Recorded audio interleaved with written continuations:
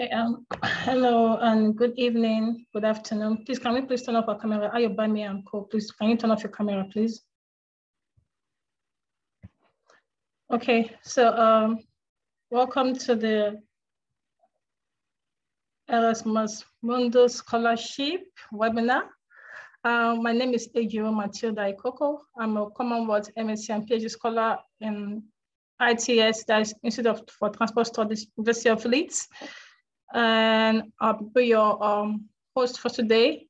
And with me, I have two wonderful scholars. We have Victor, and we also have Jagede. So Jagede has been, I don't know, let me just don't go for that. So let me do this introduction now. So Jagede, her name is Ogunbayo Oluwa Timileyin. Oh, no, sorry. Her name is Oluwaseun Jagede. Yeah. She's doing an MS in social works with children and youth at Mykolas Romerius University, Lithuania. She's also an Erasmus scholar and also got the Commonwealth scholarship, but she had to pick one, so she picked Erasmus. Now I'm jealous. Anyway, she's a mental health professional and also a member of International American Psychology Association. We also have with us Victor. Jared, can you please turn on your camera? So they can know who I just introduced. Yeah, so that Jared, hi. Yeah, thank you. So I also have Victor. Victor, his name is Ogunbayo Oluwatimileyin Victor, right? Yeah. He's also a graduate of Agricultural Economics and Farm Management from Federal University of Agriculture, Abeokuta. And he's doing a master's, International Masters of Science in rural development. So these wonderful scholars will be helping us in the next few minutes to navigate how to apply. So please, we have like 18 minutes each for your presentation. Then we'll spend the next 20-30 minutes to answer questions. So who want to do the honors? Victor or Jegede? Who want to start first? Okay, I'm starting first, and nice to meet you all. And I'll just be, I have just 18 minutes, so. Yeah, do you want to share your screen? You can do that, yes, right? You have the access. Sure. I think you should. Share screen, and yes. I'm turning off my camera now. Here we go. Perfect. Okay. Thank you. And we have this. Okay. Good. Okay. Okay, so the first thing I'll be talking about is how to navigate the websites, because sometimes it's kind of complex. And yeah, I think we know the meaning of Erasmus. It's like kind of EU contribution to the world, like developing the youths, providing education opportunity and through scholarship. Okay. I could remember in 2018, one of the reasons why I couldn't apply for this scholarship was because when I got to the website, it was somehow complex for me. How can I minimize this? Okay. And okay, let me just take it from here. So when you go to the website, you say Erasmus Mundus Scholarship, and yeah, you might go to the catalog straight. Or okay, let me just go to the catalog straight, and I wish I can get this all 3 days. Okay. Then this is the catalog, so you can just enter straight, just type Erasmus Mundus Scholarship, then go to the catalog. Then I've received questions, people asking which course should I study, like how will I know the course to study? Yeah, sometimes they don't have the course you study in your undergraduate. So you have to, as a career counselor, I will tell you, check your transcripts and make the decision in your transcripts, those courses that you have interest in and you think you have strengths with your experience. So you can type it here, okay, I type psychology and I search. Okay, let's say I studied guidance and counseling in the university, and during that time, I love psychology so much, so I search, and it's going to come up with things like about psychology. So we have only one course related to psychology here, and that is Masters in Work, Organizational and personal psychology. If you want to read more about it, you go to this place, just click, and you come here. You have to know how to really navigate the website very well. Okay. When you see something like this that has to do with EMG, MD, it's talking about students with a scholarship. So this is actually the PDF, and I'm trying to get, okay, these are links. Then you have to look for where you have to apply. These are updates. Okay, so that's for that. Then let me just use another one as an example. Let me say my course. It's Woshi.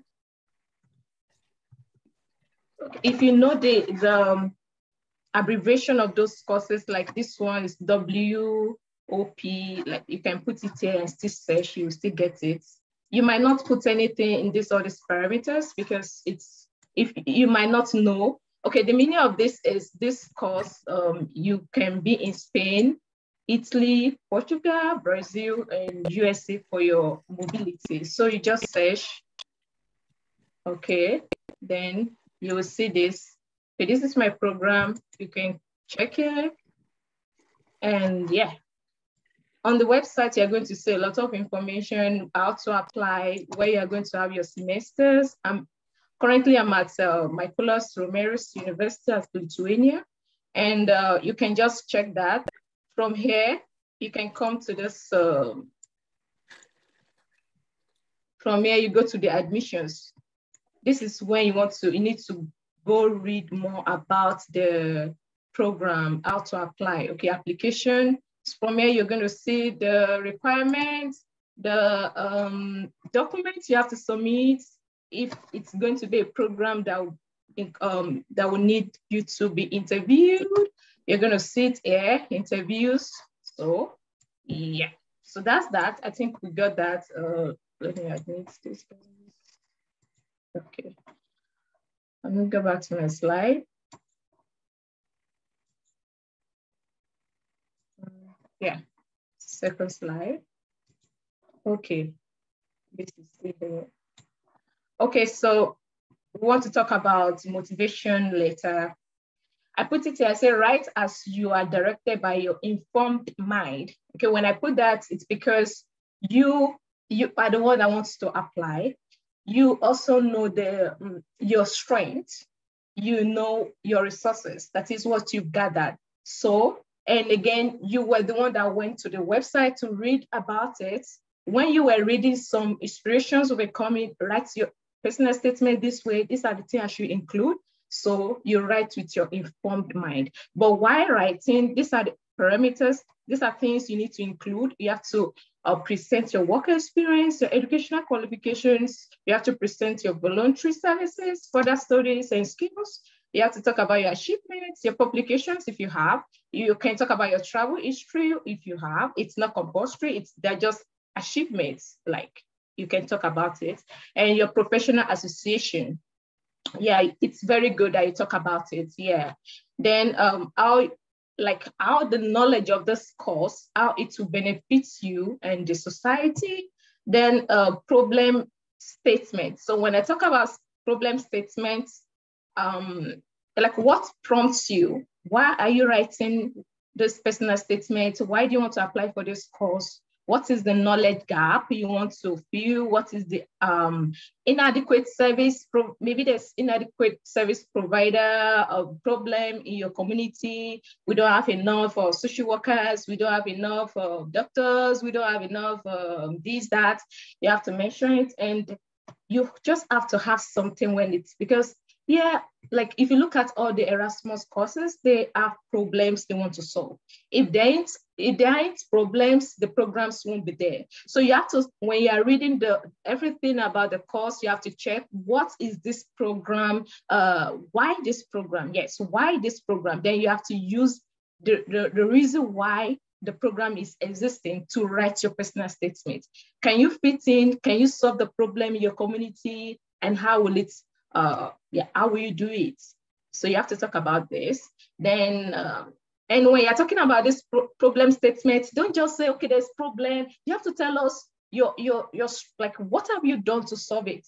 Okay, my personal statement, I could remember, I tried putting that, I tried solving this problem, but because I don't have advanced qualification and knowledge in this aspect, I struggle a lot. And I want to come for this program because I believe this program is going to strengthen me, you know, the knowledge, everything is going to empower me to solve the problem. Then you have to talk, yeah, this one remarkable life story. So I should tell you more about this. Some people, you want to paint how terrible your life has been, how disadvantaged you have been in life and vulnerable, but sometimes you don't have to talk about it. I would say my motivation letter for Erasmus was one of my motivation letter where I didn't talk about my past life, my like what I went through that went that good. I just put it there that my interest for mental health, for social work, it's impacted by my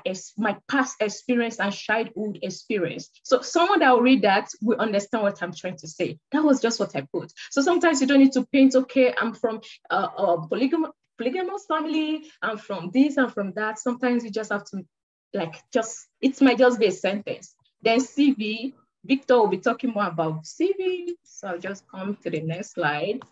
Can this person move? Okay, so files and documents. You need your international passport, please. If you know you want to apply for scholarships, these are things you need to get ready. Then your transcript. Okay, I know.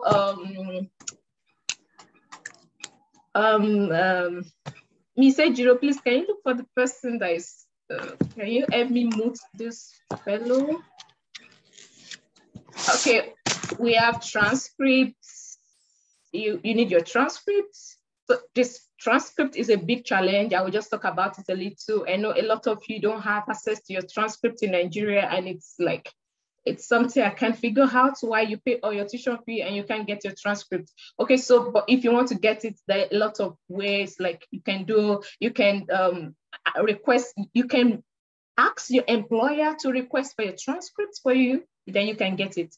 Then you can write the school. It's just that when they send it to the school direct, and they don't know you. They don't have record of you. So if they send the transcript to them, it will just be in the email. No one will use it. So you have to check it and have it because you have to upload it.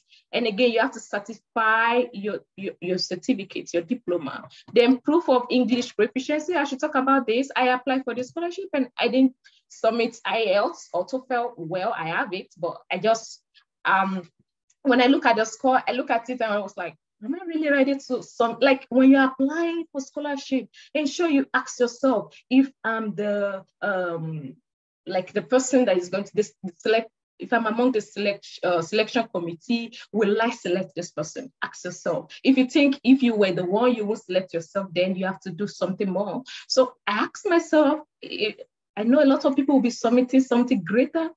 Am I really sure I want to submit this? And I told myself, no. So I submitted proof of English proficiency from your school. I submitted that one that states that, oh yeah, she had a BSc assessed and taught in English, and yes, she's good when it comes to English. And again, your WAEC, UK is one of the countries that they've accepted WAEC, your English in WAEC as a level of English proficiency.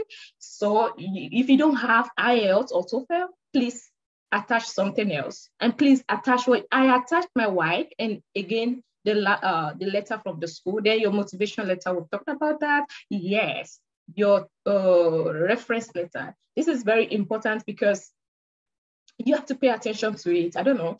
Some of us, okay, let me not say some of us, because I had good relationship with my lecturers when I was in school, but let's say you don't have one, you have to create it now. All you just need to do is create space, send them messages, and another time you can follow up and present your case. Sorry, sir, man, I need your help. I need reference letter. And please try to see if you can have access to what they are writing for you, because it was so terrible. If you have access to it, you will know if, like some of them, you should put yourself in their shoes. They have a lot of research, they have a lot of things they want to do. So sometimes they just use generic reference letter, like a letter they've written for someone before, they just edit it, remove the name and put your name back. And it's not really helpful. Yeah, it works sometimes to get your admission, but not to get scholarship. If a reference letter will get you scholarship, it must have stated a lot of things about you, about the academics, about your ability to make research, and a lot of things that you can do this, you can do that. So, but a generic reference letter will just say you're a student, and yeah, we know you, we've known you for 4 years, and that's good. But it's not enough. So you have to have access to it. If you have a good relationship with these lecturers, they let you sometimes. Okay, so what I do is I write the reference letter myself, and I'm like, oh, sir, this is the reference letter. This is this is the kind of template that the scholarship committee are looking for. I really appreciate if you can go through it and me add to it or remove from it as it suits you. And yeah, they do a lot, they do a good job when it comes to that. So, and it helps them that you give them a template, then you just tell them, I need the reference letter. And when they don't respond, some of you get angry, they are not helpful, but you can't, it's not that way. You have to give them something to work with. Then the CV, Victor will talk about CV, then proof of residence. It's very important in Europe. So you have to get it. For me, I went to Ielts and it's so simple. Just get there and tell them you need residence certificates. They'll get that for you. Then interview. Yes, I put this, that it varies with program because there are some programs that don't do interview, but mine did interview. And I tell you, it was not everyone that were interviewed that got selected. So you have to prepare for your interview. You have to, another thing I should tell you is when it comes to Europe, Erasmus, just go to the website. The information is always there.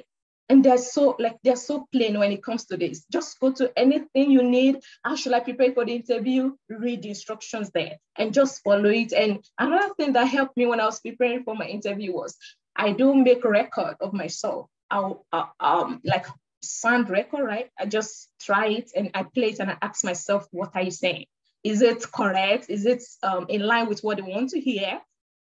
Like, are you just using empty words? You know, sometimes people speak and they speak empty words. So when I say empty words, you're just talking no good vocabulary. Okay, when I say vocabulary, I don't say you should pick big words. I mean, like right words. You know, you are concise, you are specific. You are eating the question. You are not doing hum, and when I go, when I come. No, you have to practice. And the way to practice, yeah, I know it's not everybody that is comfortable hearing themselves speak, but it's fine. Make a record, hear yourself. Okay, let me put it this way. And before you know, you're fine. Then when you go for the interview, you don't waste their time. I'm telling you this because last year I was on one scholarship in South Africa. And it was so funny that I got to the last stage and during the interview, I took their time. I was telling them a lot of things. And I didn't get the scholarship. And it was like, what? And I told myself, next interview I have, I won't do that. I will make sure I'm within the time and everything. So you have to work with that. You don't waste people's time because they have a lot of people they also want to interview. Let me see what is there. Okay, it's the application and what is there. Okay. And what is there? Okay. And this. Okay, so this is the last stage. I'm coming back to this. I need to allow Victor to talk. Victor. Done, Jada. Are you done? Yes. Okay. All right, before Victor continues, please just drop in the questions and we'll attend to them. Okay, and Victor, please, would you maybe help me by my mind so you can be mindful of time, please?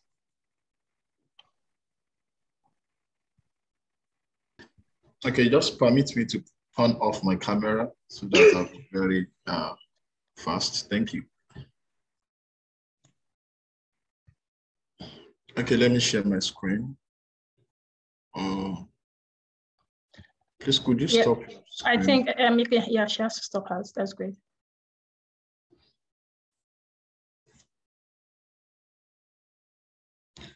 Okay, let me just share my screen. Yeah. Can you see my screen now? No, not. Yeah, we can. Yeah, we can see that now. So Can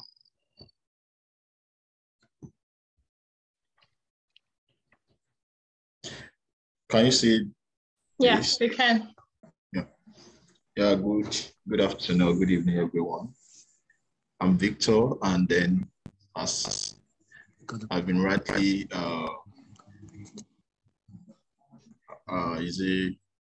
described, I'll be presenting to you how to present your CV. Basically, the CV is just like online representation of you. The scholarship board do not need to see you, but in picking your CV, they know who you are. Without you speaking, your CV should be able to speak in volume for you. And then I'll quickly run through the stuff I've put in place here. So I just say CV format for Erasmus Mundus. Basically, they always require you to follow Europa's format. And when you go through this link, you can just click on this link, and then it's going to take you to,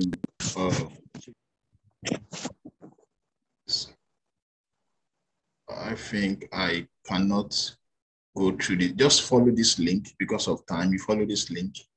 So it's going to take you to the website of Europass. So let me just try and see if I can get that done. So you see how it is here. Yeah, that'll be better. Yeah. I think this is covering my screen. Let me just see if I could just minimize this. It's not. Let me use this then. All right. Europass. So merely typing Europass CV online, you see this. Can you see this? I just have a lot of things covering my screen. Yeah. So with this, you sign up for free. Then you create your account with them. So once you create your account, it's going to bring up like some places, take you to some places where you can enter your details. And at the end, you click on submit. And once you click on submit, it's going to bring out your CV for you. Let me just give you the format. I'll just show something now. These are the images of the way it's going to come out when you are done. So after you put everything, this is how it's going to come out. It's going to require you to put your pictures, your information, and all like that. They just follow those questions of each of the places they ask you to include your details, and then you'll be fine. That is that.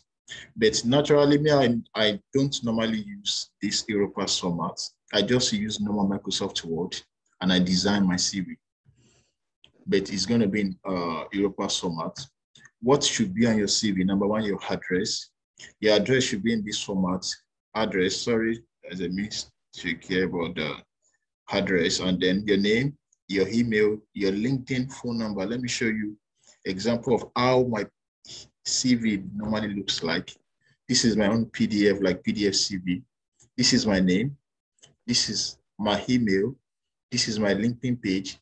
The reason why I always put my LinkedIn page is that anyone that pick up my CV and he wants to check what I actually put on my CV, whether it is right or not, they can actually check my LinkedIn.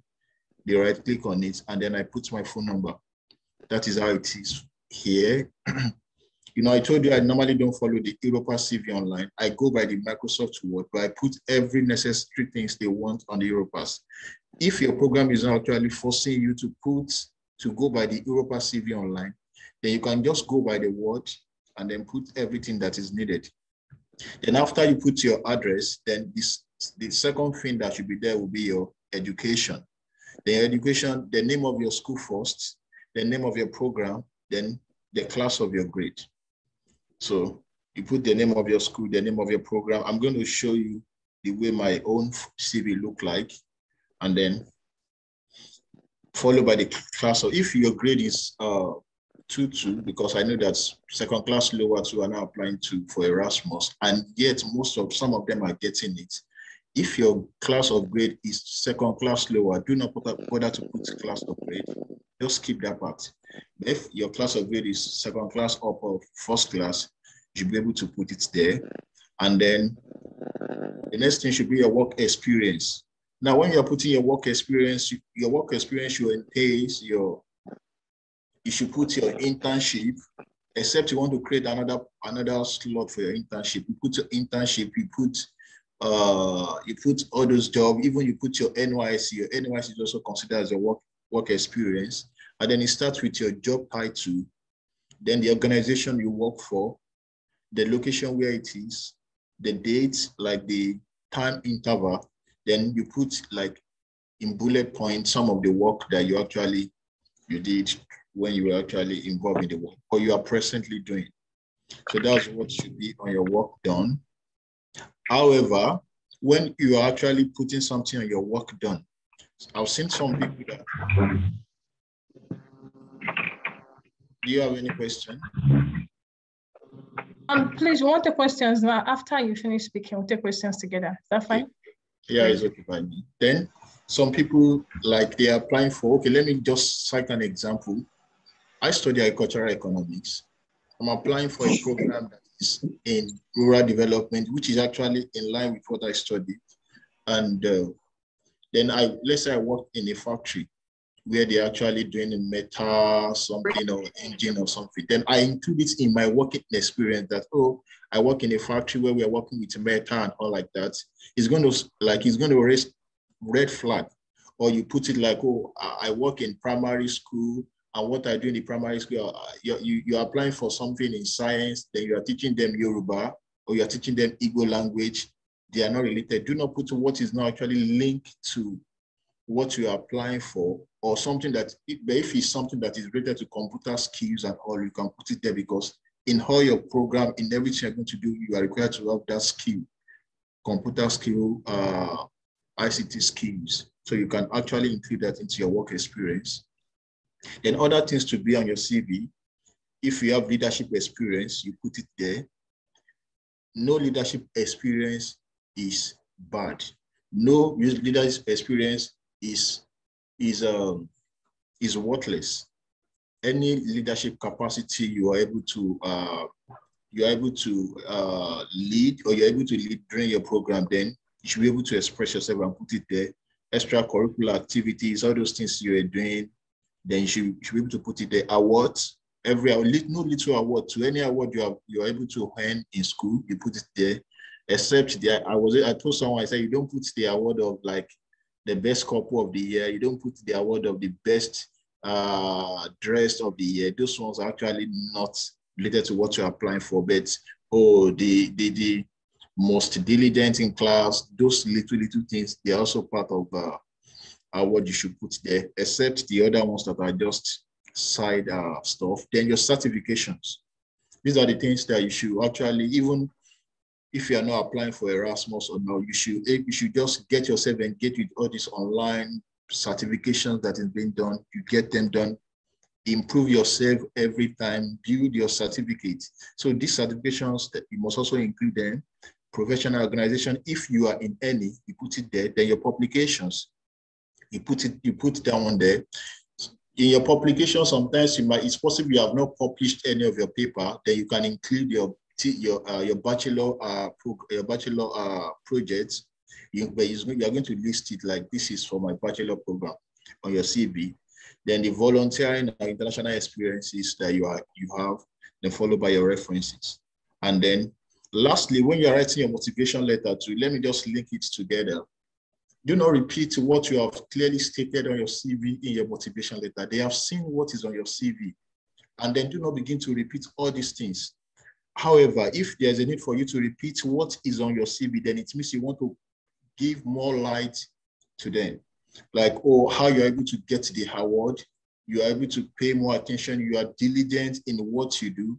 And then in order to support what the first speaker said, there are 4 things that must be clearly seen. Other things might just be you just want to boost yourself. On your motivation letter, the first paragraph of your motivation letter must be able to show the problem, the issues, what is actually prompting you to apply to the program, and why it has led you to actually apply for the program. Oh, Nigeria is, okay, let me just give you an example. I hope I'm still sticking to my time. because I don't know the Yeah, time. please just go on. Please go on. Okay, yeah. So, okay, let's say you're applying for agricultural economics. That is my field. And then the issue you want to work on is on food waste. You can just say, oh, according to World Bank statistics, 1/3 of agricultural food that is being produced yearly is being lost. 865 billion is just, once you give them two facts, then you link it to your country, or you start from your, either you start from your global to your country, just in few lines. You don't just explain, you don't need to tell them all the facts that they can have access to. You just give them the present issue, or right from my young age, I've been having this issue and this has been pressing in mind and all like that. This is the issue in my country. And this has actually made me to delve into the field or has actually inspired me to apply to this program. You must state the issue, then you hit the program you are applying to in your first paragraph. They must see the issue. You must see the program you're applying for in your first paragraph. And the second paragraph can talk about your academic experience that make you the best fit for the program you're applying for. Then your working experience. Then after that one, why are you applying to this program? Why do you think that why are you interested in this program? Is it that the program has something that is focused on? Mind you, all Erasmus program is targeting SDG Goal 2030. So you must look at what your program is actually hitting on. So you use that one, oh, my own is working towards zero hunger. My own is working towards international experiences, collaboration with different people. My own is working towards gender equality and all like that. Those are the things you must be able to link them together in the third or fourth paragraph. It depends on the way you arrange them. And also, if you have any other award and all like that, you include them in your working experience and your certifications. And when you are done with that, you also, in the fourth paragraph, you must tell them why you are choosing the track. Is it, and why are you choosing those schools? Is it that the schools, the professors they have, they want things that you have read about them, their research field, their research focus, their research interest is in line with what you have actually been doing? And then the last paragraph should also contain what do you intend to do after your program? Because this is actually recorded, so I need to be very conscious of what I am saying. You must tell them, oh, I want to go, if I'm going for my PhD, you tell them, okay, I'm going for my PhD after my program, then I have to go back, I want to be a consultant. You know, those general story, our slogan, I have to go back to the country to develop my country and all like that. Then you run it off from there. The reason why I talk about motivation is because you don't end up repeating what you have clearly stated on your CV. And then you say, I have this leadership, I do this extracurricular, I have this. You begin to explain them word by word. And they have actually seen it on your CV. They expect to see another thing. They want to see how skillful you are in writing. They want to see how you're able to connect the dots together. You are linking one to another, linking one to another, linking one to another. Even when they are not there, they're able to follow you. They're able to see through what is in your mind. So that is what I just think I need to just chip in before I run off. And then thank you for listening. And if you have any question, I'm free. I think I'm done. Yeah, thank you, Victor. I think you should stop sharing your screen now. And thank you, Jigeda. So it is so kind of both of you to turn on your cameras, if possible, so we can take in general questions. So first of all, Jigeda, thank you so much. I didn't get the opportunity to thank you because you introduced Victor for me. So thank you for that section. And Victor to thank for the section. So there are questions on the chat. So to save time, you can both go to the chat and pick questions. And there are also questions on the Facebook page. So I will try to bring those questions down here to call your attention to it. So you can just go to the chat and pick questions, please. Okay, I think I saw one. It said, is the scholarship also for PhD applicants because the focus is on MSc? Sorry, like there's a scholarship for Erasmus Mundus is for the master scholars. But when it comes to the Erasmus, the kind of joint program for the PhD applicants, it is not Erasmus Mundus anymore. It is called My Rfe. So if you want to, you just have to check for My Rfe application. It's also the Erasmus version in PhD level. I think I've answered that for you. Yeah. Okay. My colleague is not the radioactive person, right? The scholarship.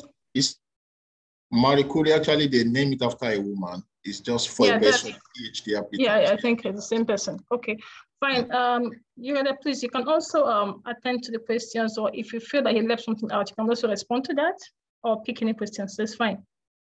Yeah, someone in the Facebook chat is asking for the link to Erasmus. So please, can you drop that on the WhatsApp? Then I'll take it to the Facebook page, if you don't mind. Yeah, I think she will do that. Please, thank you. So please feel free to drop your questions. We should be running up in the next 20 to 30 minutes. So please. Just to confirm, with the COF affidavit and a statement from an employer serve as a means of confirmation of residency. Yeah, I think that you can just go to your local government and just get a letter from the local government. That should be able to serve, that can serve as a confirmation for your residency. I think everyone still have local government to walk into and just yes, ask the letter from.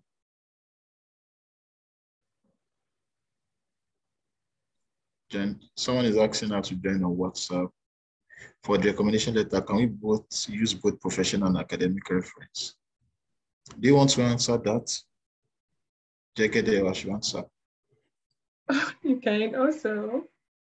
Okay, let me just take that. For recommendation, I would say again that it depends on the course you're applying to. And again, you should use, sometimes they could specify if you should use, if you have to send a professional and academic a reference letter. But for me, I prefer to use both professional and academics, because it shows, like, if you graduated 3 years ago, you should have both academics and professional. But if you've recently graduated, I think you should just use both, and always ensure to have your reference letter from a professor, preferably if you have the access. And if not, like doctor, they could help. Like, not able, they could help, they're very helpful. Yes, so Victor, do you want to add to that? That's fine. Just make sure that you actually make use of professor. At least if you are using two, let a professor be one. And always write something that is more convincing, that you yourself, when you read it, you will shake your head and say, oh, this is me, or this is me. Always be conscious of that. Someone is saying, I'm just checking, I want to do a master's. Most of these things, I can't see them well. I want to see a master's program. When I check the mess up, it's okay. You said you check for mess up and you discover that they're not sponsoring it this year. Yeah, just number one thing is that for Erasmus, you can apply to maximum of 3 programs.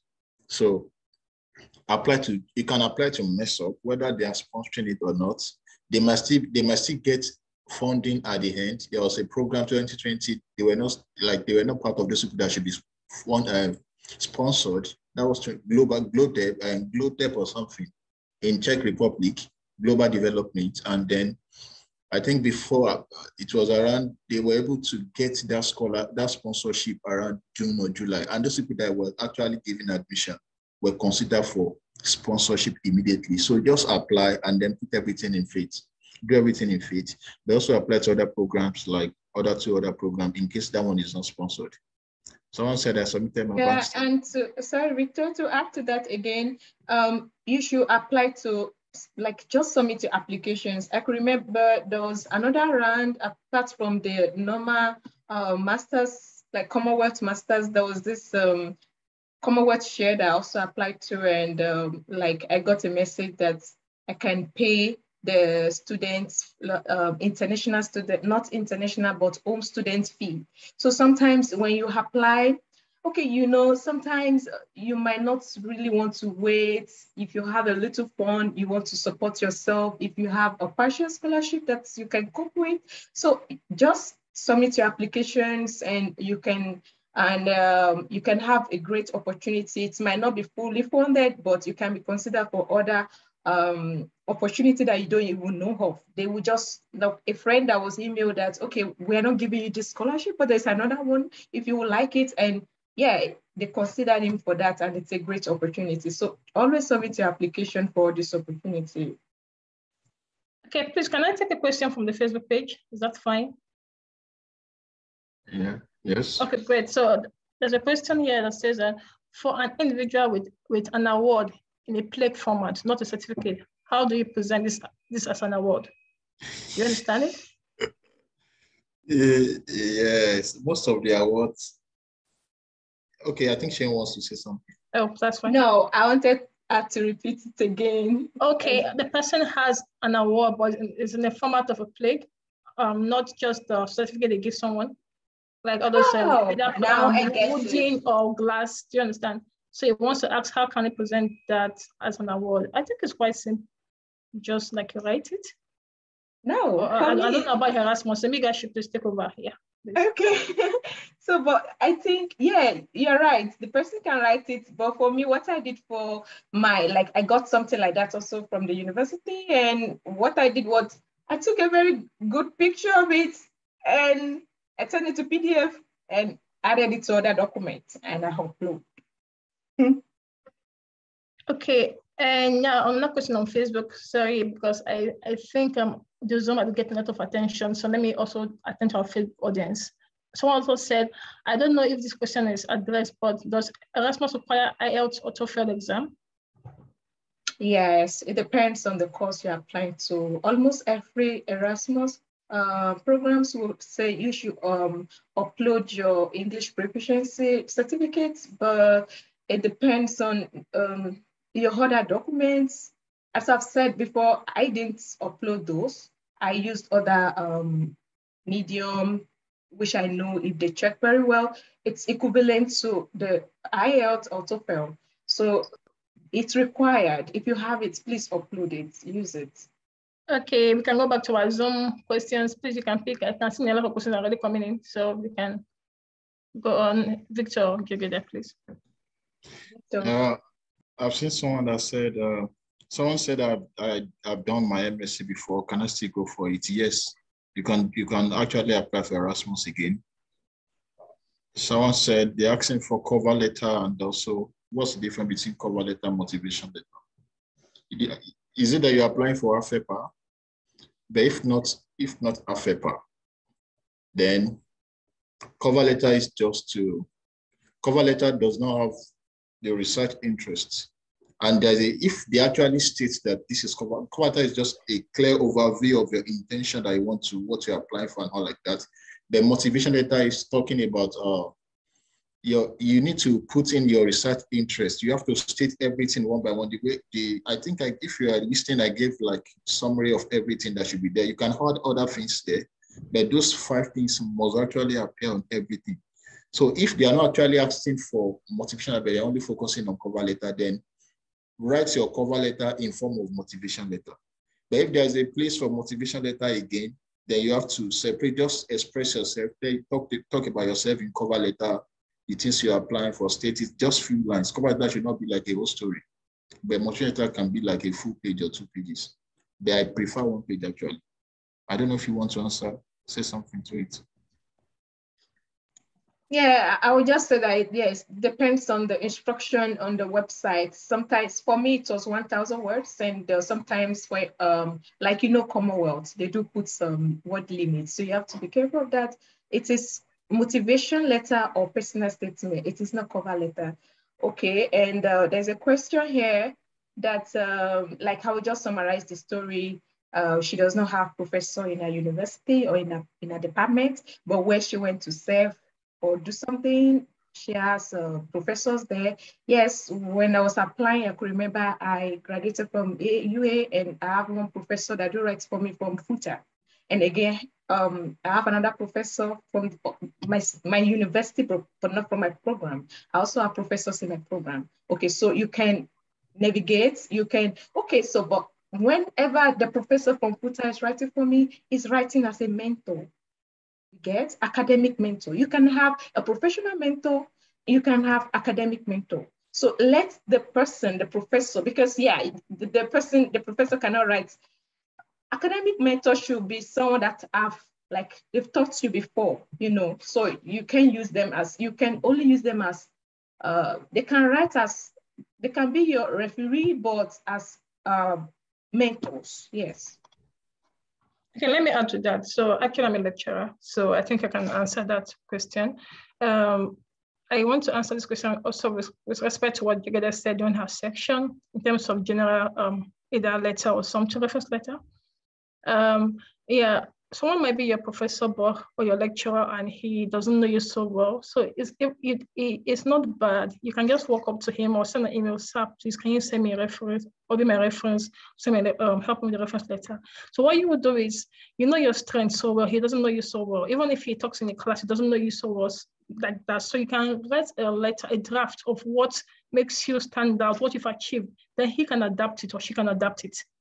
Don't just go for a general letter. Then in terms of academic reference to it, the person must not be your lecturer. You have what they call tutors.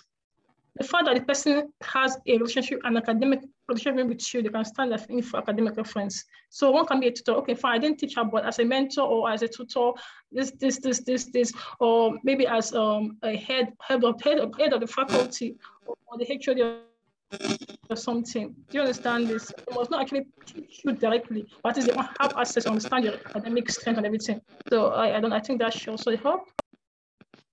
Yeah. So can we please mute ourselves, please? Okay, I think I have to do it then. So Victor and I think we have 15 minutes more to wrap up. So please attend what you can attend to and call tonight. Okay. There's a question that must the referees on CV also be the referees that will be writing your reference letter? No, it's not compulsory. For me, I have referees from outside Nigeria, but they are not the one writing for me. You can have even more than one list of references or recommendation on your CV, but it's not necessary that your reference letter must come from them. But do ensure that the person sending your reference letter details is on your CV. Victor, do you want to add to that, or you want to ask another question? Yeah, it's fine, it's fine. And also, I forgot to say something when I was talking about the CV. When you want to include the email of your referees, it must come from the organization or institutional email. Because I see someone saying, I'm working in high school 360 and all like that. The email, if you want to actually use the person as let me say, professional referees, then you can limit it, but it should be like once in out of 3 emails. But if you are only using 2 referees, look for someone that has organization or institutional emails. They will not want to say Gmail does come from a professor, or they will be saying when it's not that they have actually asked him to school. So. Okay, can you permit me to go back to our Facebook audience, please, so they won't feel left out? Is that fine? Okay, yes. So it's a question from Balagis, and said, I studied agriculture administration from FUNAB. Can I apply to IMRD?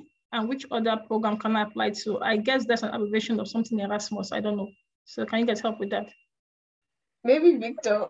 The person is actually asking this question to me. I know. Yeah, I finished agricultural economics for now too. Yeah. Okay, great. You can apply to MSACU. You can apply to Global Development. You can apply to HIMRD. You can apply to AFEPA. You can apply to what again? I think there's one big business or something where they stopped. So I think the 4 should be able to get something from it. So what you mean, those things you listed, yeah, all types of scholarship, right? If I'm not mistaken. For agricultural economics. In Erasmus, you have like different programs. Okay, great. Like more programs. So as an agricultural economist, you can apply to all those 4 that I've mentioned. Yeah. Okay, thank you. So I think 10 minutes more, please. Yeah, the questions on the chat that we can address. Okay, so this person is saying, let's assume you are choosing 3 different courses. Are you to apply to them separately or with different essays? Of course, let me say, of course, but I think issue use different essay, because different courses, different goal and objective. And again, you have to treat them differently.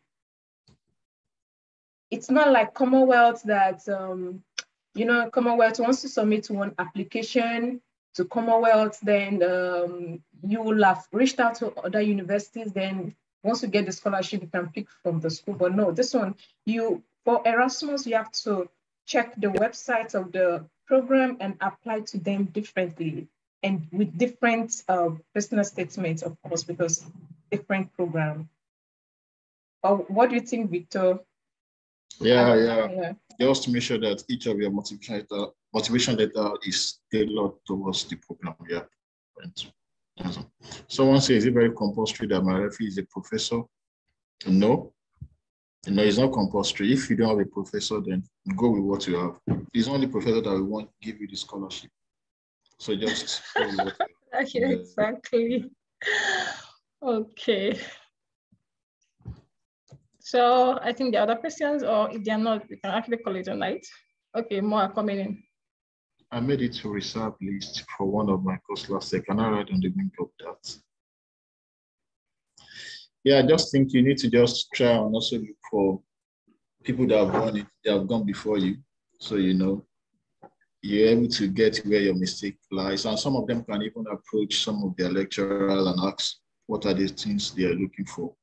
So speak to them and also look for where your loopholes are. And also try to build up your certifications, the way you write. I talk about writing skills in your motivation letter. Picking it, and I'm very sorry, I saw someone motivation letter yesterday, and the person was explaining the issues that I can get on book all through the whole one page. I just mark everything, summarize in 5 lines. Then I return it back to her. So just be concise in what you are doing, and then you'll be fine. Okay, so one is asking, I graduated 2015. Does it have anything to do with the application? Actually, this is what we call education gap, something like that. So when this happens, you have to explain it. And a good explanation for this is your work experience. And not only work experience, I do tell people sometimes you are not in the profession you really want, but you are in a place you are doing something. Try to volunteer in the profession you really want. Then when you're writing your personal statements, you have to pick on what you want to paint. So for this person, please emphasize on your work experience, and please, as we are, like if you are still back home, you want to ensure you do further studies online, like Victor said, do online courses on Open University, on Coursera, do online courses. Let's say you have something like this, you can mention it's okay, why I'm studying, I did this, I do that, so you talk about it. So, but it's not, there's someone said because interview, maybe because the scholarship is so competitive, maybe I shouldn't apply for a scholarship that requires interview. I would say no, you should take the challenge. Go for the interview, prepare yourself. After you're out to prepare yourself and go for the interview. You don't have to start filtering out those courses that have to do with interviews. Okay, if you would permit me, I have to also go back to our Facebook audience. So there's a question which I think has been addressed, but I'd rather Victor answer that. Thank you for your explanation. Please, I joined in late due to bad network. Please, how does one write an European CV format? I already said you just type Europass, go to Europass CV format online, click on it. You will see, just click register, then you put in your details, submit, it's going to bring it out. And if you want to go by my format, then you can watch this. Thank you. Again, then you will see this. Yeah, great. So you can access this program on my page. It's still there live, so you can always go back to it and search for it, you'll see it. Yeah, so we have 5 minutes more to wrap up. So last questions and we'll call it tonight. And before our guest continues, people have been asking for WhatsApp groups. I want to believe they are referring to Erasmus, right? Because this is an Erasmus webinar. So you guys, if you have any WhatsApp, I don't do Erasmus, what I do most They can just follow Erasmus Mundus Facebook page. Okay. There you can ask any question. They will answer you. You see people call us. Okay, that's fine. That's great. Okay, so we have 5 minutes more to pick questions, please, our speakers. The IELTS, do I need to get the printout of the results? Once they send it to you, it will come in form of PDF. Just upload it directly. And if you don't want to print it, scan it, upload it again, it's still the same thing. It's going to get to them. Okay, there's a question I think, we really need to address. I don't think I mentioned this when I was talking about the application.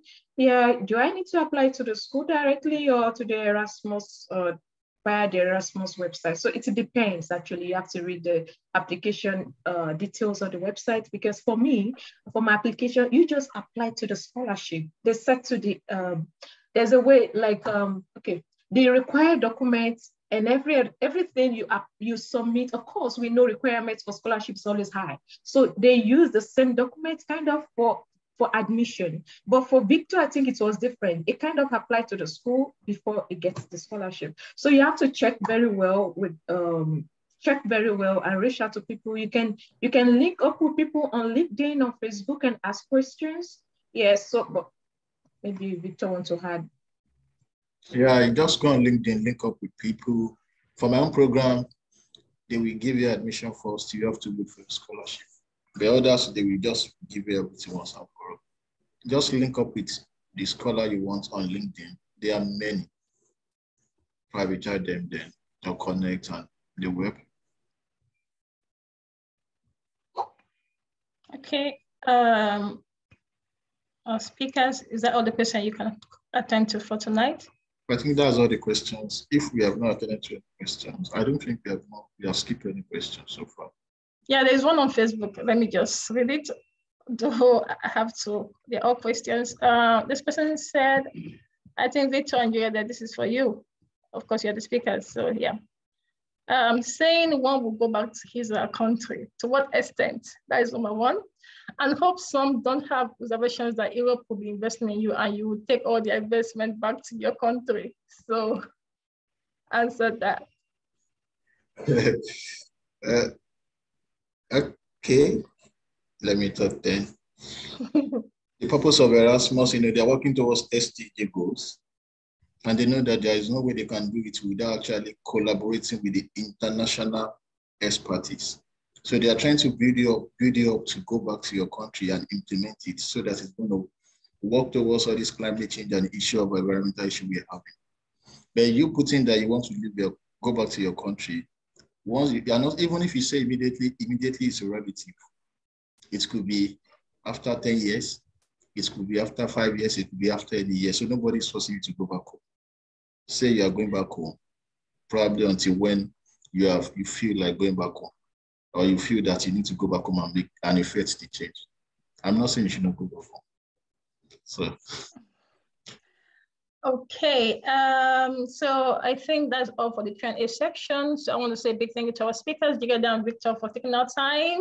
Yeah, so the next 1 minute, each of you, could you please just say any last word, maybe advice? So because I know we're addressing questions, but we're not really talking about advice, because people are like, does it worth my time? Okay, I think you addressed part of the interview.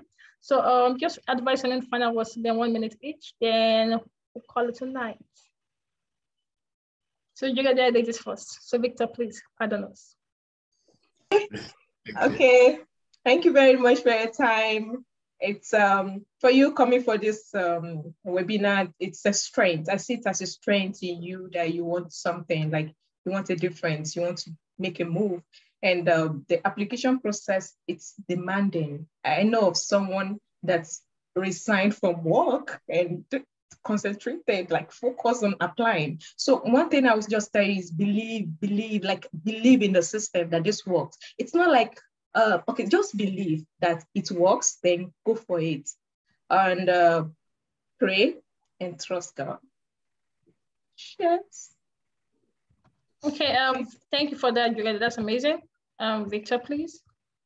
Yeah, thank you everyone for coming. And for the person that she says she knows, it might be me because I resigned from work. Very funny. Of my scholarship. So You just have to just know that it's not going to be easy.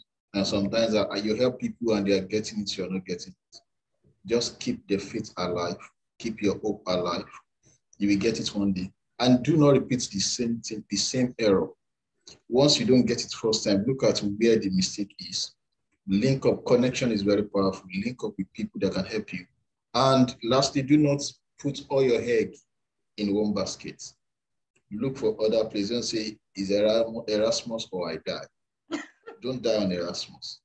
Spread your chances. And lastly, have a lot of referees to recommend you. Because it will get a time they'll be like, is it only you? One of my brothers told me is that don't ever come to me again. This is the last one. Go and register for your MSc UI or FUTA. So have a lot of them, like 6 or 7. So you'll be shuffling them. Use this one now. Use this one for this. And you're good to go. So see you either in Europe or in higher places. In Jesus' name. Amen. Okay, thank you. So if you look at the chat, we're having the Commonwealth Scholarship webinar tomorrow. So I've posted the link. So you can also join, like Victor said, put your eggs in many baskets. I know you didn't use that word, but that's my word. So so thank you so much. And please, let's not just listen and don't do the work. You can always go back and watch the recorded version in case you missed anything. And please apply, because truth is that if you don't apply, you will not get it.